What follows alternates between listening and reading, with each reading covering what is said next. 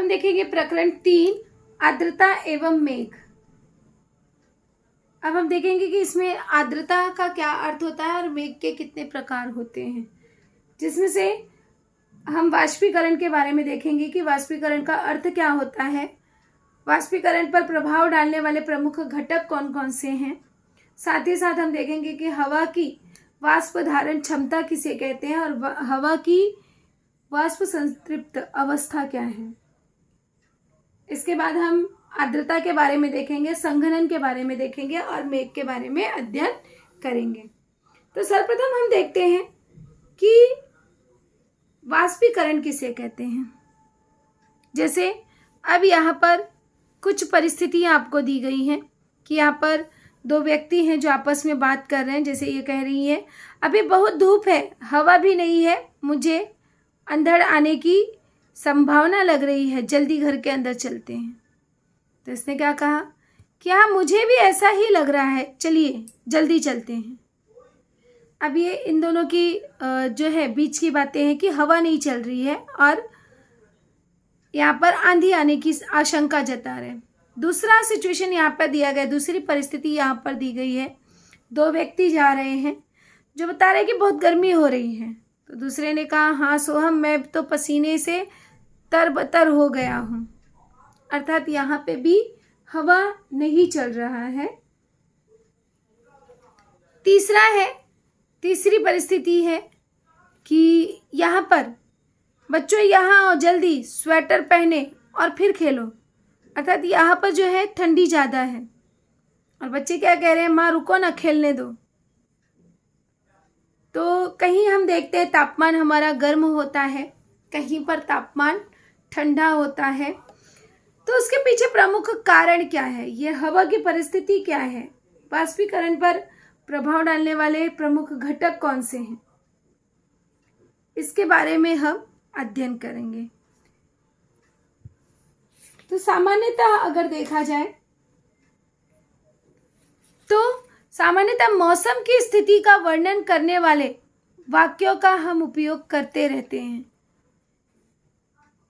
वायु में स्थित नमी और शुष्कता हम साल भर अनुभव करते रहते हैं। जैसे अब यहाँ पे उन्होंने बताया कि गर्मी हो रही है या हवा नहीं चल रही है, तो अर्थात हम यहाँ पर हवा से संबंधित, जलवायु से संबंधित बातें हम करते रहते हैं, अपने हम दैनंदिन जीवन में भी उसका उपयोग करते हैं और साल भर इसका अनुभव करते हैं कि कब जो है हवा में नमी है या शुष्कता है। रेगिस्तान, शुष्क प्रदेश, तटीय प्रदेश और पर्वतीय प्रदेशों में वातावरण की स्थिति में होने वाले परिवर्तन इन चित्रों के द्वारा हमें समझ में आते हैं। जैसे ये जो पहला चित्र है वह हमें अनुभव कराता है राजस्थान के बारे में कि राजस्थान शुष्क और गर्म मौसम वाले क्षेत्र में आता है। राजस्थान जो है वह शुष्क क्षेत्र है, सूखा वाला, शुष्क मतलब जहाँ पे सूखा है, और गर्म मौसम वाला क्षेत्र है। और ऐसे वातावरण में वाष्प बहुत कम होता है, उसमें नमी नहीं होती है और वहाँ के लोग इसलिए सूती एवं ढीले कपड़े पहनते हैं। अब यहाँ पे एक प्रश्न बनता है कि राजस्थान के लोग सूती एवं ढीले कपड़े क्यों पहनते हैं। तो यहाँ पर उसका प्रमुख कारण है कि राजस्थान जो है वह शुष्क एवं गर्म मौसम वाले क्षेत्र के अंतर्गत आता है और ऐसे वातावरण में वाष्प बहुत कम होता है और वहाँ के लोग इसलिए राजस्थान के लोग जो हैं वह सूती एवं ढीले कपड़े पहनते हैं। दूसरा जो है, जैसे यह जो सीन है, ये जो तीसरा पिक्चर है, यहाँ पर बताया गया कि बच्चों को बोला जा रहा है स्वेटर पहन लो। तो यह जो चित्र है यह कश्मीर की घाटी अर्थात ठंडे एवं शुष्क वायु वाले क्षेत्र में है, जहाँ पर नमी है, ठंडा प्रदेश है और यहाँ की हवा में वाष्प की मात्रा बहुत ही कम होती है। यहाँ के लोग पूरा शरीर गर्म कपड़ों से ढकते हैं। अब यहाँ पे गर्म हवा को अवशोषित करने की क्षमता नहीं होती है, जिसके कारण यहाँ पर ठंडी होती है और यहाँ के लोग गर्म कपड़े पहनते हैं।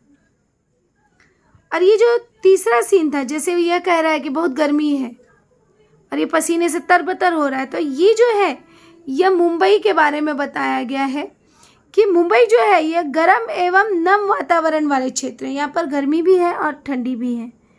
यहाँ की हवा में वाष्प अधिक होता है, मतलब हवा में वाष्प अवशोषित करने की क्षमता अधिक होती है। और यदि साथ ही आकाश में काले काले मेघ आ जाए तो वातावरण में उमस भी बढ़ जाती है। आपने यह जो है कई बार इसका अनुभव किया होगा कि काले काले मेघ होते हैं, नमी होती है, धूप भी नहीं होती है, फिर भी जो है हमें एक उमस का अनुभव होता है, क्योंकि हवा जो है वह बिल्कुल चलती नहीं है। तो इस तरह से ये जो ऊपर हमने चर्चाएं की तीनों आकृतियों में, तो ऊपर चर्चा से गर्म, नम और ठंडा, शुष्क जैसे शब्द वायु या मौसम की स्थिति को दर्शाते हैं। तो यहाँ पर एक प्रश्न बनता है कि मौसम की स्थिति को कौन से शब्द दर्शाते हैं। तो मौसम की स्थिति को ये जो हम गर्म शब्द का उपयोग करते हैं, या ठंडा या शुष्क, तो ये सभी जो है वायु या मौसम की स्थिति को दर्शाते हैं। साथ ही उनका संबंध वातावरण से उपस्थित वाष्प में है, कि अर्थात वातावरण में कितना वाष्प है, इससे भी उसका संबंध दर्शाया जाता है। वाष्प वातावरण का अदृश्य घटक है। अभी जैसे जब आप पानी उबालते हो तो वो क्या होता है कि भाप बनकर, वाष्प बनकर वह ऊपर चला जाता है, वह हमें दिखाई नहीं देता है कि ऊपर कहाँ चला गया। किंतु उसके ऊपर अगर आप प्लेट रखते हो तो आप देखोगे कि वो बूंदों में परिवर्तित हो जाता है वाष्प। तो इससे हमें वाष्प का अनुभव होता है कि यहाँ पर वाष्प जो है वह उपस्थित है। तो वाष्प जो है यह वातावरण का एक अदृश्य घटक है। खाली स्थान के लिए पूछा जा सकता है कि खाली स्थान वातावरण का अदृश्य घटक है, तो उत्तर स्वरूप हमें मिलता है वाष्प। वाष्प वातावरण का अदृश्य घटक है।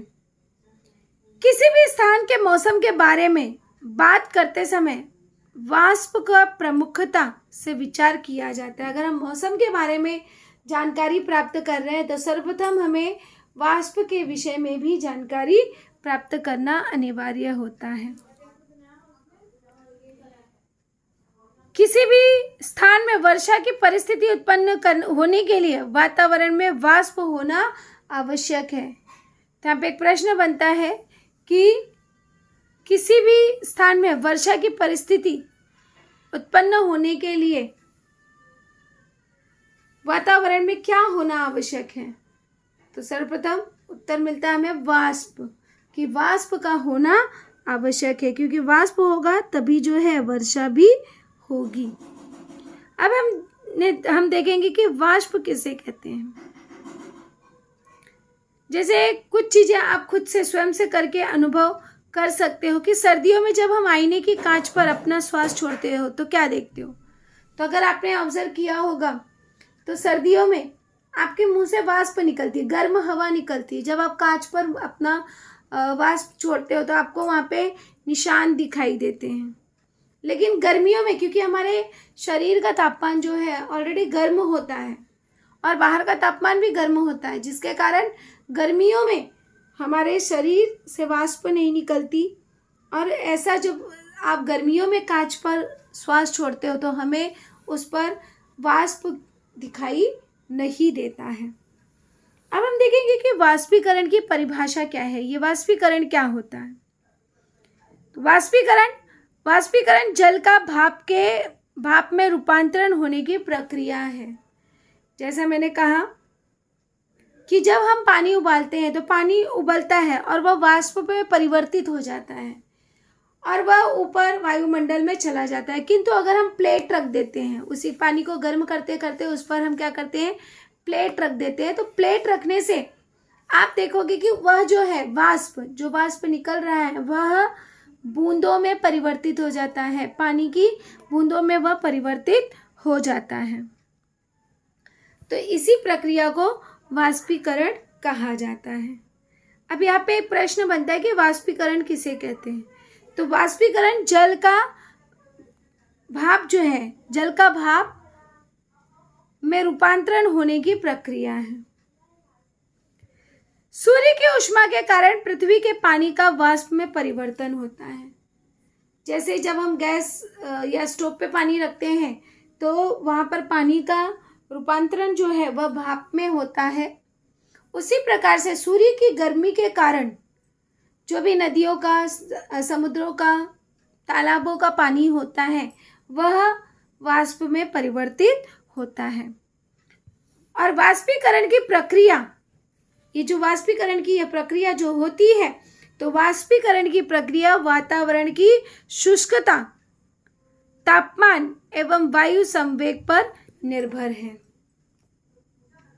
अब यहाँ पर एक प्रश्न बनता है कि वाष्पीकरण की प्रक्रिया किस पर निर्भर है। तो वाष्पीकरण की प्रक्रिया वातावरण की शुष्कता, तापमान एवं वायु के संवेग पर निर्भर है।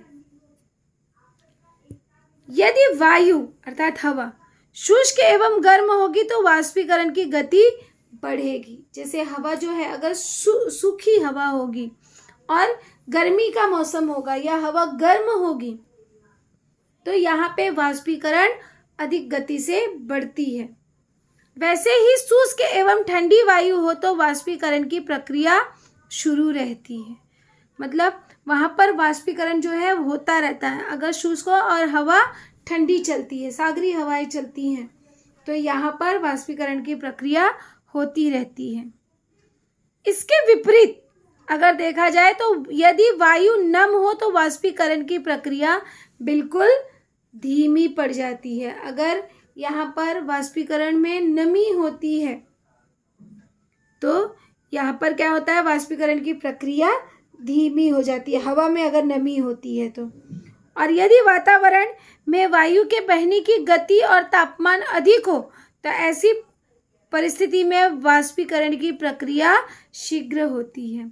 यहाँ पे एक प्रश्न बनता है कि वाष्पीकरण की प्रक्रिया शीघ्र कब होती है। तो यदि वातावरण में वायु के बहने की गति एवं तापमान अधिक हो तो ऐसी परिस्थिति में वाष्पीकरण की प्रक्रिया शीघ्र होती है।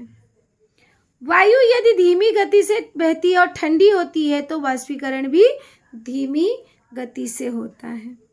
तो ये बातें हमें ध्यान में रखनी है कि कब जो है वाष्पीकरण कम होता है और कब जो है वाष्पीकरण की गति धीमी होती है। जैसे जब शुष्कता होगा तो वाष्पीकरण की गति पर प्रभाव क्या होगा, वह कम और अधिक होगा। वाष्पीकरण की गति क्या होगी, यह भी कम और अधिक होगी। अगर तापमान जो है, तापमान प्रभावित करता है तो कम, अगर तापमान कम होगा तो सामान्यतः गति भी कम होगी। तापमान अधिक होगा तो यहाँ पर सामान्यतः इसकी गति भी अधिक होगी। इसी प्रकार से हवा की गति, अगर हवा की गति कम होती है तो सामान्यतः वाष्पीकरण की गति भी कम होती है, और अगर हवा की गति अधिक होती है तो वाष्पीकरण की गति भी अधिक होती है। तो इस तरह से आज हमने देखा कि हवा की स्थिति क्या है, किसे कहते हैं, और वाष्पीकरण की प्रक्रिया किस तरह से होती है, कब कम होती है और कब अधिक होती है।